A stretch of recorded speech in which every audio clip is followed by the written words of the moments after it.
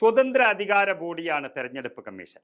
എന്നാൽ ഈ കമ്മീഷനെയും ചെൽപ്പടിക്ക് നിർത്താനുള്ള നീക്കമാണ് കേന്ദ്ര സർക്കാരിൽ നിന്നും ഉണ്ടായിരിക്കുന്നത്. 75 വർഷം പരമാധികാര പാരമ്പര്യമുള്ള രാജ്യത്തെ ഭരണഘടനാ സ്ഥാപനങ്ങളെ വരുതിയിലാക്കി നിർത്തുന്ന ഒരു സർക്കാരും ഇതുവരെ ഉണ്ടായിട്ടില്ല. അതിന് അപവാദമാണ് ഇപ്പോഴത്തെ മോദി സർക്കാർ. തെരഞ്ഞെടുപ്പ് കമ്മീഷനെ അടക്കം ചൊൽപ്പടിക്ക് നിർത്തി തങ്ങൾക്ക് അനുകൂലമാക്കുന്ന നയങ്ങളും തീരുമാനങ്ങളും എടുക്കാൻ പ്രേരിപ്പിക്കുകയാണ് മോദി സർക്കാർ. മുഖ്യ തെരഞ്ഞെടുപ്പ് കമ്മീഷനുടെയും തെരഞ്ഞെടുപ്പ് കമ്മീഷണർമാരുടെയും നിയമനം, സേവന വ്യവസ്ഥകൾ, ഓഫീസ് നിബന്ധനകൾ എന്നിവ നിയന്ത്രിക്കുന്ന ഒരു ബില്ല് അടുത്ത ആഴ്ച ചേരുന്ന പാർലമെന്റിന്റെ പ്രത്യേക സമ്മേളനത്തിൽ ചർച്ച ചെയ്യാൻ ഒരുങ്ങുന്നു എന്ന വാർത്തകളാണ് ഇത്തരമൊരു ആശങ്കയ്ക്ക് കാരണമായി ചൂണ്ടിക്കാണിക്കപ്പെടുന്നത്. ഓഗസ്റ്റ് 10 രാജ്യസഭയിൽ പാസാക്കിയ ചീഫ് ഇലക്ഷൻ കമ്മീഷണറും മറ്റ് തെരഞ്ഞെടുപ്പ് കമ്മീഷണർമാരുടെയും ബില്ല് ലോക്സഭയിൽ പാസാക്കാൻ ഒരുങ്ങുകയാണ് കേന്ദ്ര സർക്കാർ. ഇതാണ് റിപ്പോർട്ടിൽ പറയുന്നത്.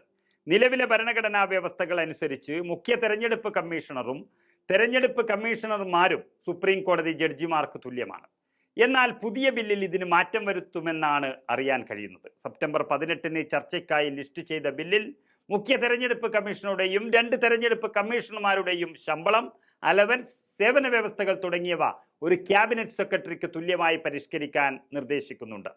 PRS ലെജിസ്ലേറ്റീവ് റിസർച്ച് അപ്ലോഡ് ചെയ്ത ബില്ലിന്റെ പകർപ്പനുസരിച്ച് പുതിയ ബില്ലിന്റെ സെക്ഷൻ 15 പ്രകാരം മുഖ്യ തെരഞ്ഞെടുപ്പ് കമ്മീഷണറുടെയും മറ്റ് ഇലക്ഷൻ കമ്മീഷണർമാരുടെയും ശമ്പളവും അലവൻസും മറ്റ് സേവന വ്യവസ്ഥകളും ക്യാബിനറ്റ് സെക്രട്ടറിയുടേതിന് തുല്യമായിരിക്കുമെന്നും പറയുന്നു.